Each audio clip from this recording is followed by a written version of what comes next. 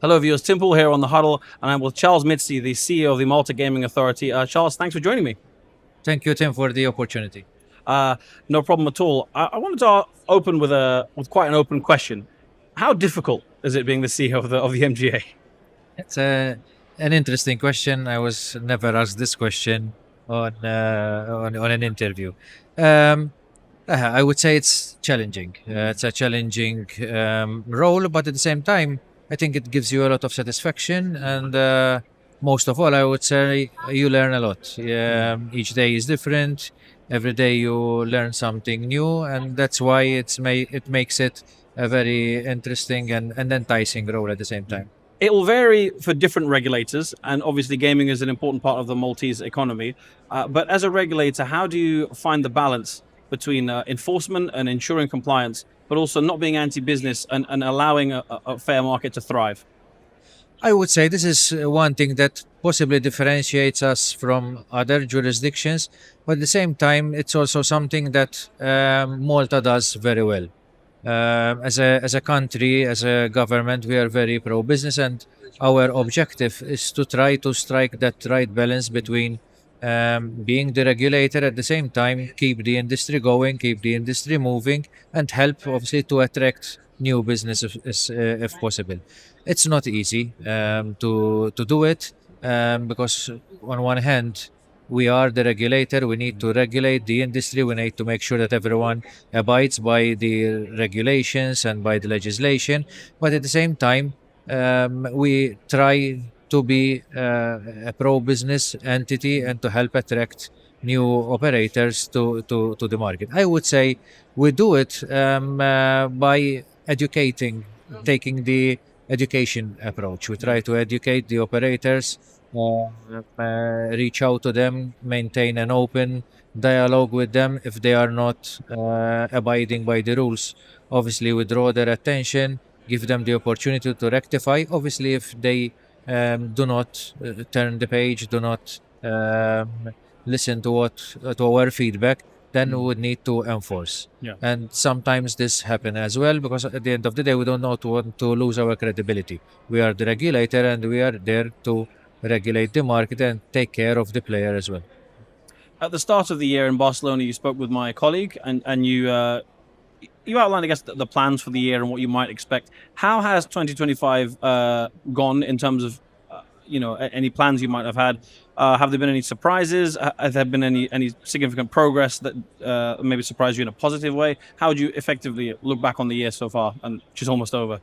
I believe 2025 has been a good year so far. To start with, we've seen an increase in interest in gaming license applications, mostly from B2B companies. I think the results have exceeded expectations so far, and things look to be very positive. We've seen an increase in the number of applications based compared to the previous 2 years. And apart from that, I would say we're on track on most of our targets, most of our goals. Our aim is to sustain the industry. We aim to position Malta as a place of as a place of establishment for the gaming companies to be a gaming hub. And I think that is what we are doing. Though that is where our efforts are going at this point in time.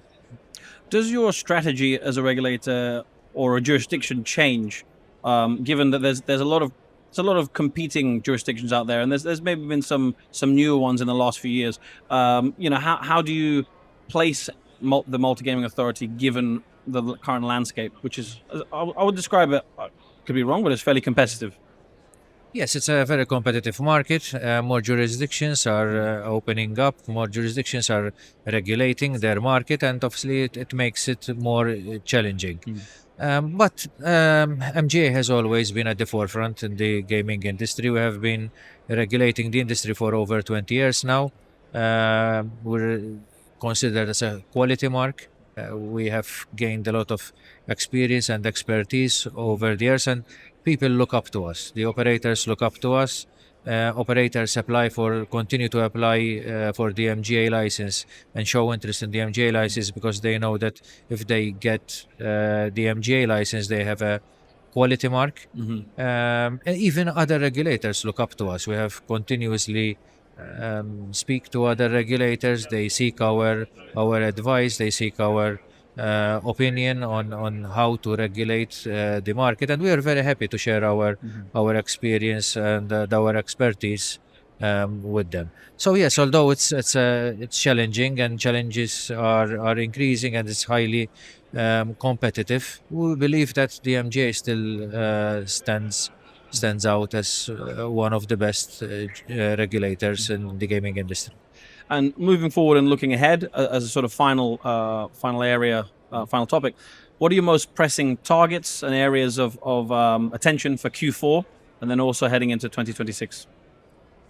When it comes to our plans for Q4, currently we are focusing a lot on process efficiency, improving our processes, but at the same time we're also improving our regulatory standards. We have Manival coming up in 2028, so our team is focusing heavily on that in order to ensure that our compliance and regulatory processes are up to scratch. So far, we are doing very well. We're on target that, and that at the same time helps us also to continue increasing the bar, both as an authority as well as amongst industry peers as well. Well, Charles, thanks very much for your time. Best of luck with. Sure, as you said earlier, not the easiest job in the world, but something that can give you a lot of satisfaction. Thank you once again for the opportunity.